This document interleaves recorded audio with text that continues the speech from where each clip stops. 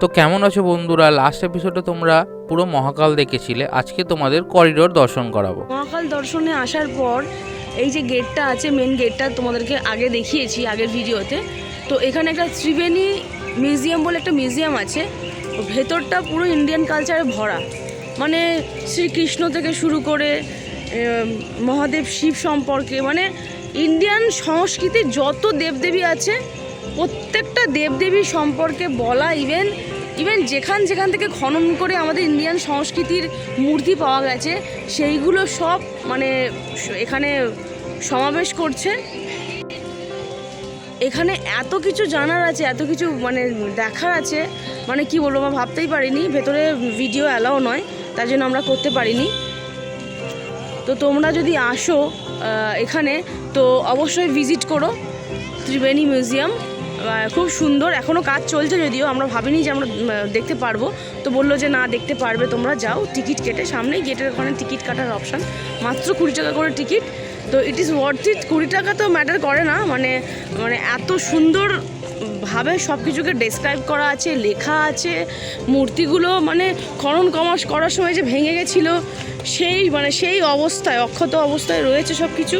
এত সুন্দর, এত মানে আমাদের কালচার, ইন্ডিয়ান কালচার যে আর কি, আমরা যে সনাতনী, এটা তুমি তোমরা সব এর ভেতরে ঢুকলে তোমরা বুঝতে পারবে যে মানে আমরা সনাতনী হয়ে মানে কতটা প্রাউড ফিল করা উচিত, আমাদের কতটা গর্ব করা উচিত।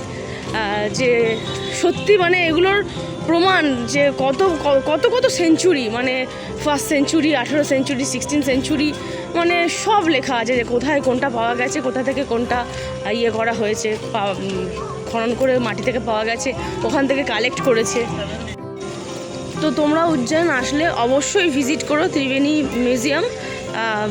ওপেন হয়ে গেছে সবার জন্য, এখনও কাজ চলছে, কিছু বাকি আছে হয়তো, তো সেই জন্য। তো আমরা এখন ভেতরের দিকে যাচ্ছি। ভেতরে অনেক কিছু তোমাদের দেখানো আছে, কালকে আমরা কিছু করতে পারিনি। ইভেন দেখতেই পাচ্ছ পুরো মাটি ভেজা, বৃষ্টি পড়ছে। আমরা রেনকোট পরেই বেরিয়েছিলাম, তারপরে আস্তে আস্তে কমে গেল। মানে আমরা মিউজিয়ামটা এক্সপ্লোর করতে করতেই ভগবানের অশেষ কৃপায় আমাদের দৃষ্টিটা থেমে গেছে। তো ভেতরে অনেক কিছু জানার আছে, অনেক কিছু দেখার আছে, অনেক কিছু বলার আছে, অনেক কিছু সম্পর্কে তোমাদের তথ্য দেওয়ার আছে। চলো ভেতরে গিয়ে তোমাদেরকে সব কিছু দেখাচ্ছি। কেমন আছো বন্ধুরা তোমরা সবাই? তো কালকে তো তোমাদের সবাইকে বলেছিলাম যে আমরা মহাকাল করিডোরটা সব এক্সপ্লোর করবো, ঠিক আছে? তোমাদের তো সবার ফার্স্টে আমাদের যেটা দেখানো সেটা হচ্ছে গণপতি অক্ষকে দিয়ে আজকের আমাদের মহাকাল করিডোরের যাত্রা শুরু হচ্ছে। তো সবাই গণপতি অক্ষকে প্রণাম করে চলো বেরিয়ে চলো। এইটা করিডোরের ব্যাকের মেন গেট বলতে পারো, এখান থেকেই পুরো মহাকাল করিডোর শুরু হচ্ছে। তোমরা ওই দিক থেকেও ঢুকতে পারো, এদিক থেকেও ঢুকতে পারো। আমরা ব্রিজের এই সাইড থেকে ঢুকেছিলাম, তো আমরা সেই হিসাবেই তোমাদের দর্শন করতে করতে নিয়ে যাব সামনের দিকে।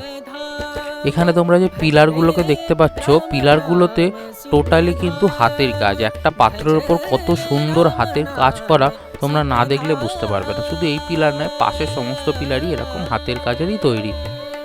দেখো কি সুন্দর জায়গাটা, কি সুন্দর লাগছে। তো করিডোরের প্রথম মেন গেট থেকে ঢোকার পরে ফার্স্ট অফ অল আমরা চলে যাওয়ার ডাব্লিউআর টিসি ফল। এটা দর্শন করার পর আমরা পুরো করিডোরের দিকে দর্শন করা। এখানে তোমরা এখানকার লাইটগুলো দেখো, এখানে মহাকালের আদলেই লাইটগুলো তৈরি করা হয়েছে। এই রকম লাইট তোমরা ভারতের কয়েকটা জায়গায় দেখতে পাবে, এরকম পুরোটাই লাইট রয়েছে।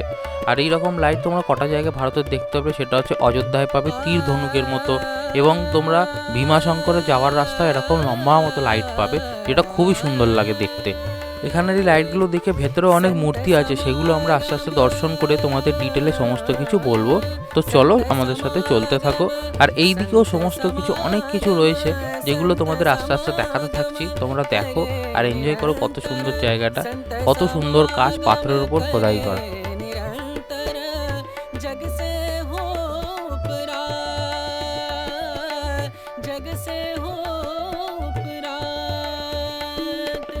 ब्रह्मानंद परम पद पावे, ब्रह्मानंद परम पद पावे। मन होवे निष्काम। আর এখানে তোমরা যে চিত্রাঙ্কনটা দেখতে পাচ্ছ, এটা চাষা চিত্রাঙ্কন নয়, এই চিত্রাঙ্কনটা হচ্ছে ভোলে বাবা নারায়ণকে সুদর্শন চক্র দান করছেন। তোমরা দেখো সুদর্শন চক্র নারায়ণকে ভোলে বাবা দান করছেন। এরপরে তোমরা কিছুটা সামনের থেকে এগিয়ে আসবে, এগিয়ে এলে এইটা দেখতে পাবে। এইটা কি হতেই পারো, এটা হচ্ছে ভোলে বাবা রুদ্র রূপ, সেটা হচ্ছে বীরভদ্র।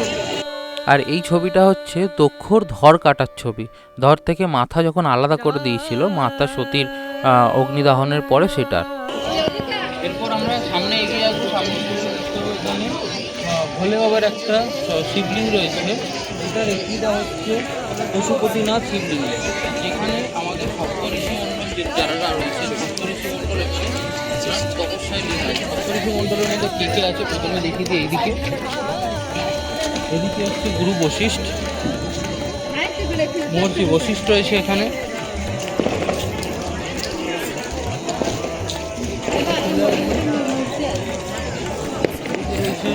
মহর্ষি জামতাগ্নি,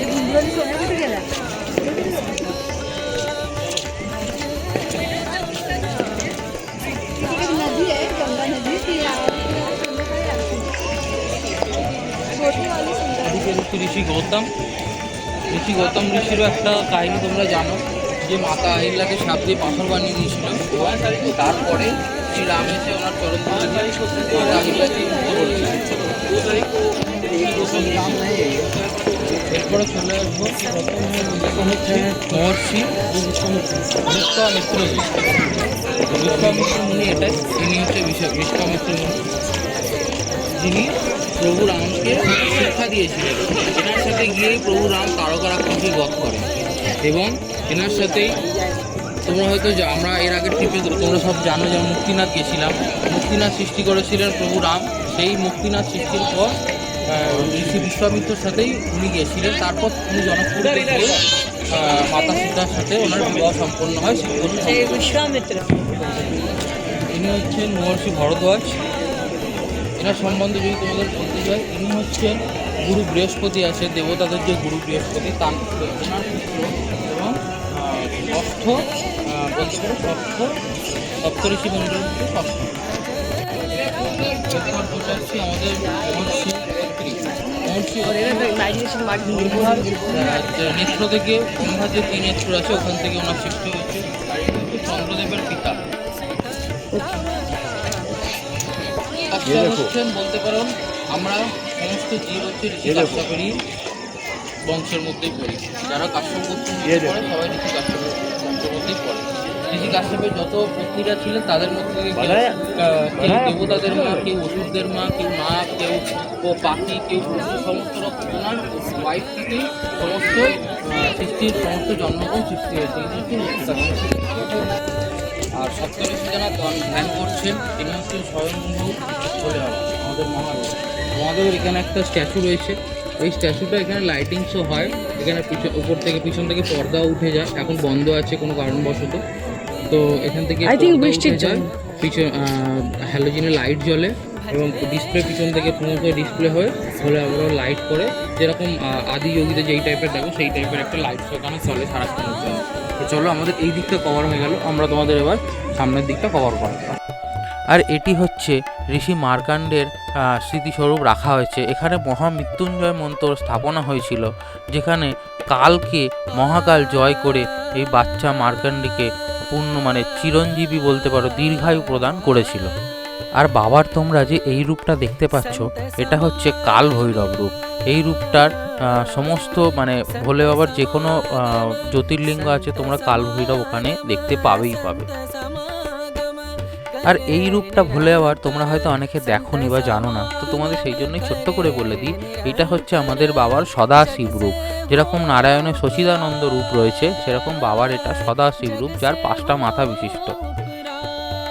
কথায় আছে এই রূপ থেকেই সমস্ত পৃথিবীর সৃষ্টি। আর এটা হচ্ছে মহাদেবের চন্দ্রশেখর রূপ।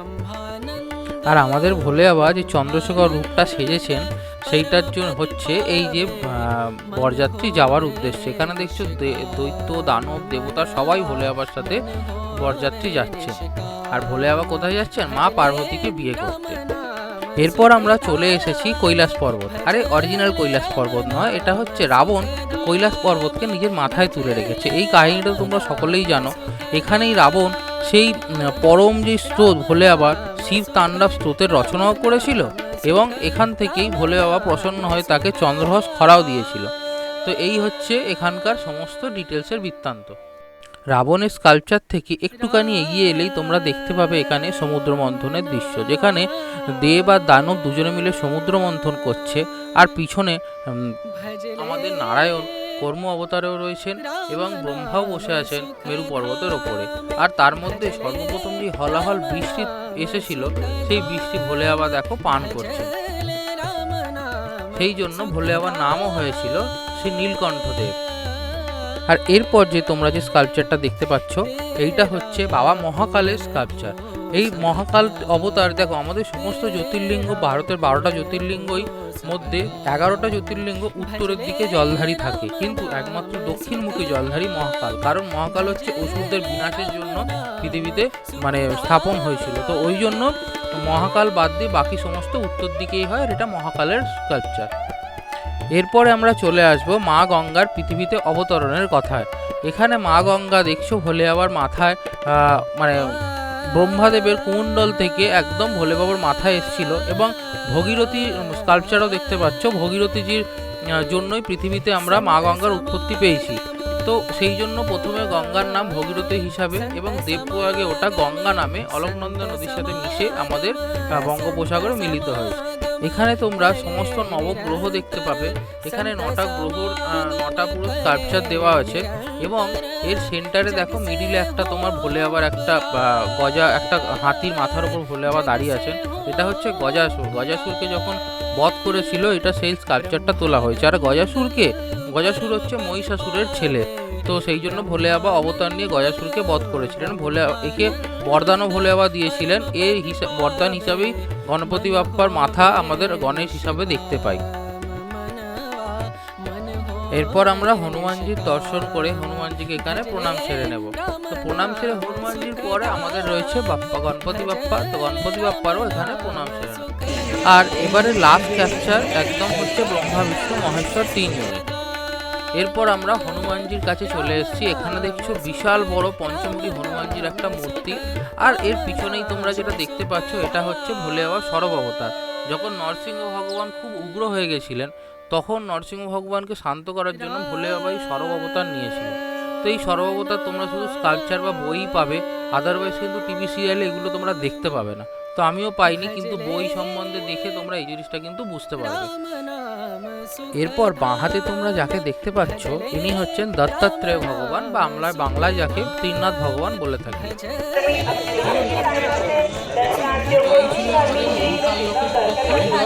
তো খুব কম সময়ের মধ্যেই জিনিসটাকে কভার করে পুরো ডিপলিভাবে তোমাদেরকে জানাতে চেষ্টা করি।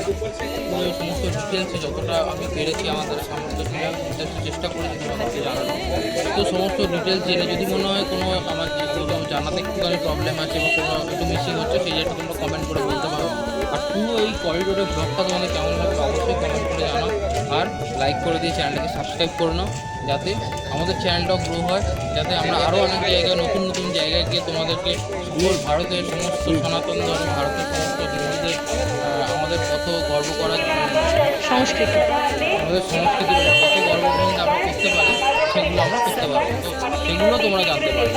তো তাড়াতাড়ি সাবস্ক্রাইব করে নাও। চলো আজকের জন্য ব্লগটা এখানেই শেষ করছি। কালকের আমরা এখান থেকে ওমকারেশ্বরের দিকে বেরিয়ে যাবো। তো সকাল সকাল বেরোতে হবে। তো আমরা এখানে শেষ করলাম। তো ততক্ষণের জন্য গুড নাইট। সবাই ভালো থেকো এবং সবাই সুস্থ থেকো। আর আমার ক্যামেরাম্যান চান্নাবাব তো পুরো ক্যামেরাতে হেল্প করেছে, না দেখলে এত বড় ভিডিওতে আমি পুরো বকবক করে গেছি, পুরোতে হেল্প করেছে। তো চান্নাবাবজি ক্যামেরায় কেমন লাগছে? খুশি হয়ে গেছে। তো চলো আজকে শেষ করলাম, দেখা হবে আবার কালকে। ততক্ষণের জন্য টাটা, গুড নাইট, জয় মহাকাল, জয় শ্রীরাম, জয় শ্রীরাম, জয় সীতারাম।